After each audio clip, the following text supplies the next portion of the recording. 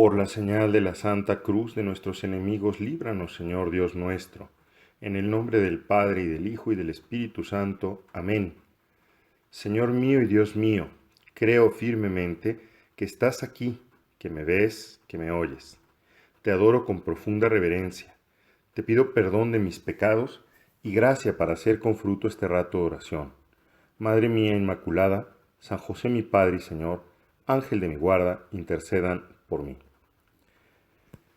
El día de hoy, en este domingo número 11 del tiempo ordinario, el Señor nos regala en su palabra dos parábolas muy interesantes que vienen a ayudarnos a comprender los temas que en estos días hemos estado reflexionando sobre la vida cristiana. La primera de ellas se refiere a aquel hombre que siembra la semilla y que independientemente, dice el Señor, de que esté atento o no a ella, duerma o esté despierto, la semilla crece y produce su fruto. La segunda de las parábolas que hoy escuchamos nos habla de aquella palabra que es un pequeño grano, pequeño como el grano de mostaza, pero que cuando crece en sus ramas vienen a anidar también los pájaros del cielo. Vamos por partes. ¿Por qué es interesante la primera parábola? La vida cristiana, como hemos estado reflexionando, es eso, es una vida. No obedece a esquemas predeterminados, sino que es vida y la vida tiene su propio dinamismo. Y así como la vida física tiene pues un surgir, una fecundidad, un surgir y después un crecimiento, después llegan los frutos y después de los frutos viene pues el momento de recoger el fruto, lo que se llama la cosecha, y finalmente pues la vida muere, pero muere para dar más vida. De la misma manera, la vida cristiana, queridos amigos, es así. La vida cristiana tiene un dinamismo propio. Tiene un dinamismo que es el dinamismo de la palabra. Y así como este crecimiento de la vida, la fecundidad de la vida, no proviene solamente de un comprender o del esfuerzo humano. Evidentemente no es que porque el Señor ha comprendido muy bien las cosas, por esa comprensión que ha tenido su esposa queda preñada, queda encinta.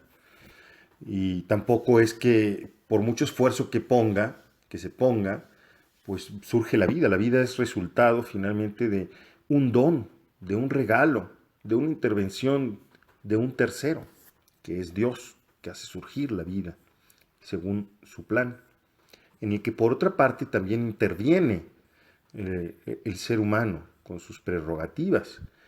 Y de la misma manera pasa con la vida sobrenatural, la vida de la gracia, la vida espiritual. Es la palabra que viene acogida, la palabra de Dios que viene acogida y que también allí, independientemente del esfuerzo que pongamos, independientemente de la comprensión que tengamos, la vida crece.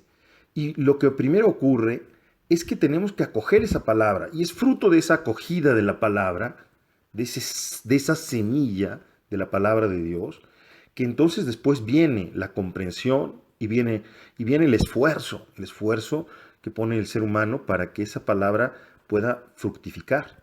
Pero de por sí, la palabra tiene una potencia en sí misma que hará surgir algo nuevo. Por eso es que, aunque podamos hablar de ser un buen cristiano y podamos mencionar algunos rasgos que pueden distinguir a un buen cristiano de uno que no lo es, en el fondo, queridos amigos, no podemos encasillar la palabra en esquemas predeterminados y rígidos, porque es vida.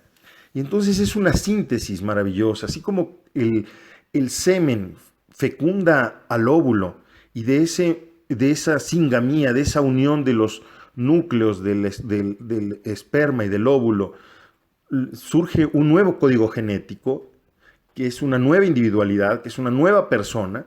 De la misma manera, también, La palabra de Dios fecunda el alma con sus características, con su historia, con su libertad, con sus experiencias propias, vaya, y lo que surge es algo nuevo.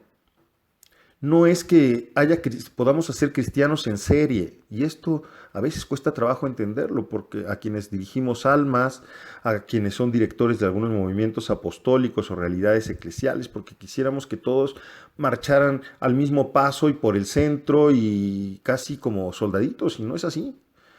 Cada cristiano que realiza la vida cristiana, que acoge la palabra de Dios, realiza en su vida una síntesis maravillosa entre esa palabra y su propia vida, su propia historia, su propio camino espiritual. Desde luego que tiene que tener esa persona una formación, que es ese acoger la palabra de Dios. Desde luego que no es algo tan subjetivo o tan individual, vamos a decir así, que no nos permita vivir la comunión eclesial, que no nos permita vivir un aire de familia que tenemos todos los cristianos, independientemente de dónde estemos y de la cultura a la que pertenezcamos y de las experiencias que hagamos. De hecho, la palabra, cuando es acogida, produce su fruto. Y aquí entramos a la segunda parábola, ¿no?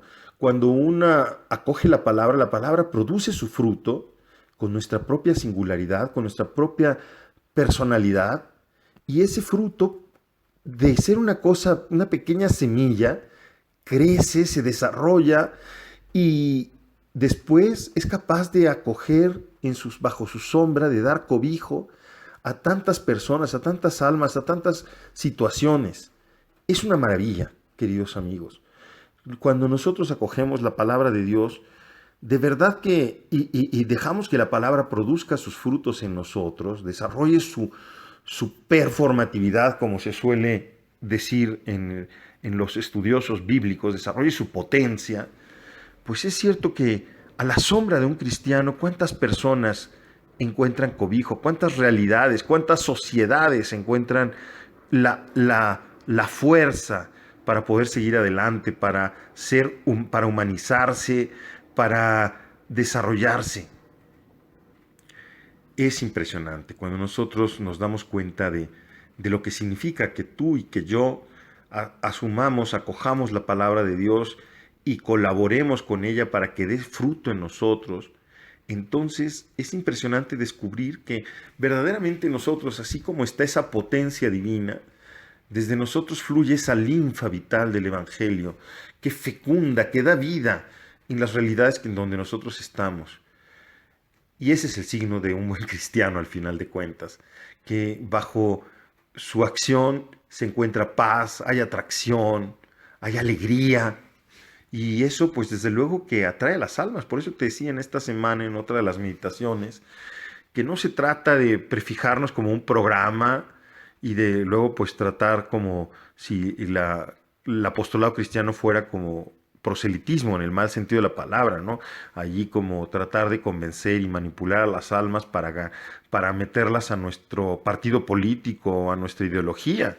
Se trata más bien de mostrarles la alegría del Evangelio con nuestra propia vida, mostrarles la serenidad que el Evangelio produce en nuestra propia vida, mostrarles la síntesis, en otras palabras, que se realiza en nuestra personalidad, en nuestra vida, con esa palabra divina que es acogida por nosotros y que realiza su fuerza, su performatividad, su potencia gracias a la acción del Espíritu Santo en nuestras almas. Y eso resulta atractivo, resulta ser el anzuelo, como diría San José María, nuestro anzuelo de pesca para las almas. ¿Qué cosa es ese anzuelo? Pues la santidad, porque el último de los términos es eso de lo que estamos hablando, de la santidad de nuestras vidas. Esa santidad que es atractiva, porque es contagiosa, porque es alegre, porque es, como decíamos hace un momento, es paz, es serenidad, etc. Vamos a pedir hoy a nuestra Madre Santa María, causa de nuestra alegría, a ella que acogió en su seno la palabra de Dios, el Verbo eterno del Padre, y le dio vida, que nos ayude a ti y a mí a saber acoger la palabra de Dios, para que, acogiéndola en nuestra propia vida, sin pretender reproducir modelos preestablecidos, desde luego vivimos una comunión y por eso podemos pertenecer a una determinada escuela de espiritualidad o dejarnos guiar en la dirección espiritual por nuestros directores espirituales, por la iglesia en último término, pero cada uno tiene su propio camino y quienes dirigimos almas no tenemos que tener temor de que cada alma siga su propio camino y de ayudarle más bien a discernir lo que el Espíritu le está sugiriendo, lo que el Espíritu quiere para esa alma, como también nosotros que somos dirigidos, nosotros que somos discípulos, que somos cristianos, tampoco tenemos que tener miedo a hacer nuestro propio camino, a recorrer a ejercer nuestra propia libertad en esa síntesis maravillosa entre la palabra y nuestra propia vida.